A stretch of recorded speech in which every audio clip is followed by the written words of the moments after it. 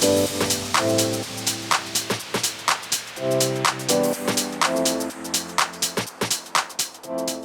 Post-Row Gens, Kristen Hawkins. Welcome to this new episode of Explicitly Pro-Life Podcast. This is in our How to Win This Week series. So you just got me talking to you. I don't have a guest, but we have an important subject I really want to discuss with you today.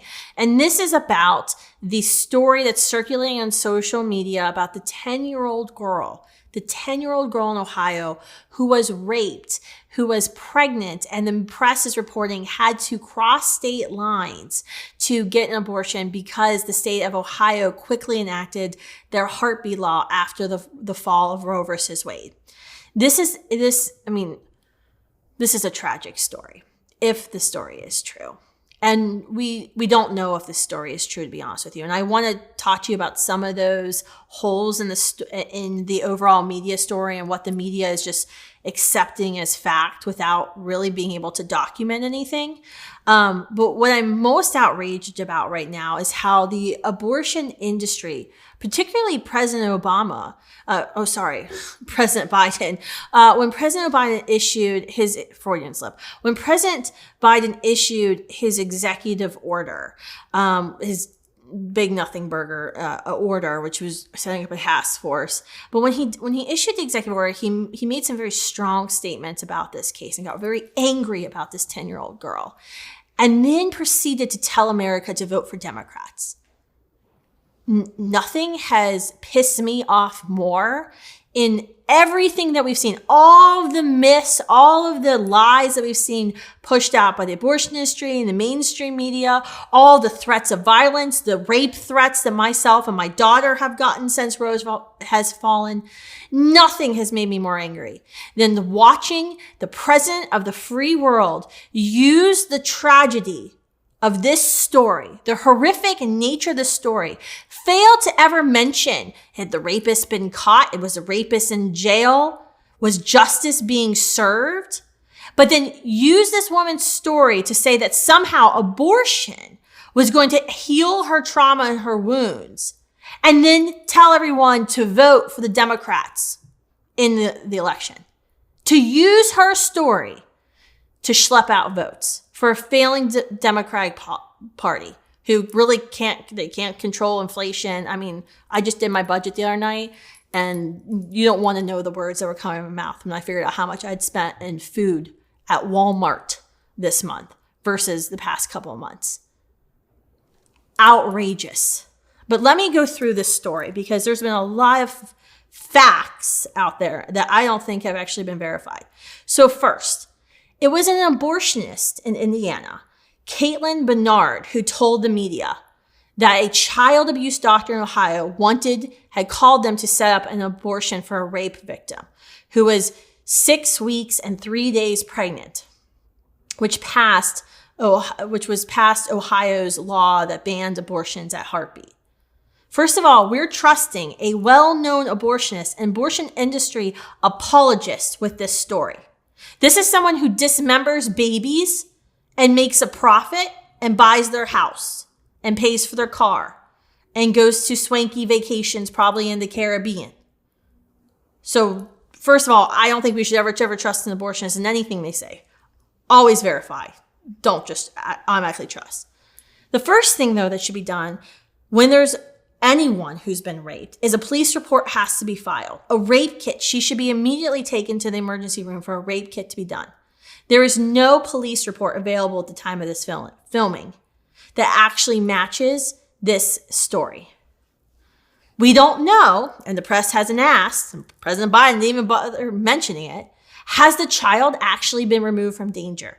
Are authorities involved to prosecute the offender and protect the child? Where is the child now? Who's protecting her? How did the very specific time frame of 6 weeks and 3 days pregnant get determined? The media likes to report that the Ohio law bans abortions at 6 weeks. 6 weeks. It doesn't. It limits abortion after a heartbeat has been detected.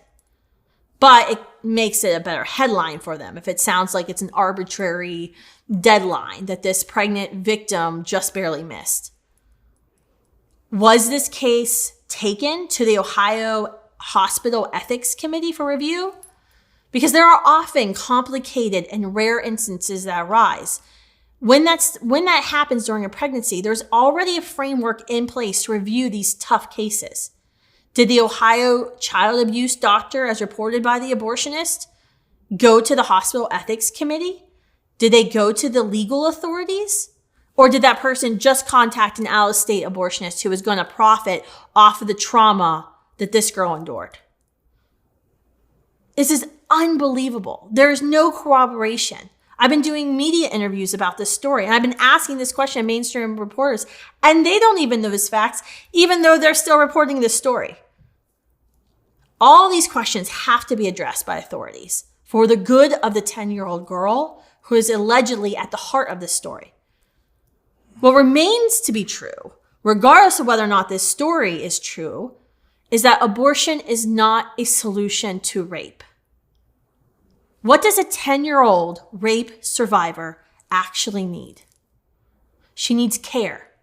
She needs counseling. She needs expert, high-risk OB care. By the way, abortionists, they're not experts or high level of care providers. She needs close monitoring for high blood pressure and other medical issues that can arise when a 10-year-old is pregnant. She may need an early delivery via C-section.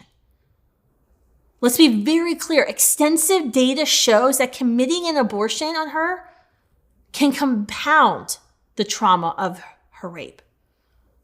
It would be a lot easier to take the abortion activists who are standing on the back of this little girl seriously if they were more concerned with abortion, if they weren't more concerned for abortion access than they appear to be concerned for getting her justice and then for getting her help. It's notable that some of these people who want to defund the police are the very ones who need to be investigating the rape and making the arrest now. If this little girl was just handed over to the abortion industry, was tissue of the child preserved to have DNA to help later convict the rapist? We know that the abortion industry aids abusers, not victims. Countless legal cases have been brought against Planned Parenthood by victims and their families after the abortion Goliath aided the rapist in destroying the evidence of his crimes through abortion and didn't report the abuse to authorities. In fact, in Students for Life's early days, we did undercover activism where we went into Planned Parenthoods, triggering reporting laws in several states, with young girls saying that they were having sex with older men that would trigger the state's statutory rape laws. After we went into all of these Planned Parenthoods, we did FOIA requests, Freedom of Information requests, to the states and counties, checking to see if Planned Parenthood ever reported the suspected abuse, as they're actually required to do by those states as mandatory reporters since they're healthcare providers. None of them did. None of them. The story might be questionable, and it certainly is, but it's absolutely certain that there are countless rape survivors who are not getting the support they need because of the abortion industry's interference. And because the abortion industry, quite frankly, would rather use their story to continue raking in the funds and to continue their predatory practice.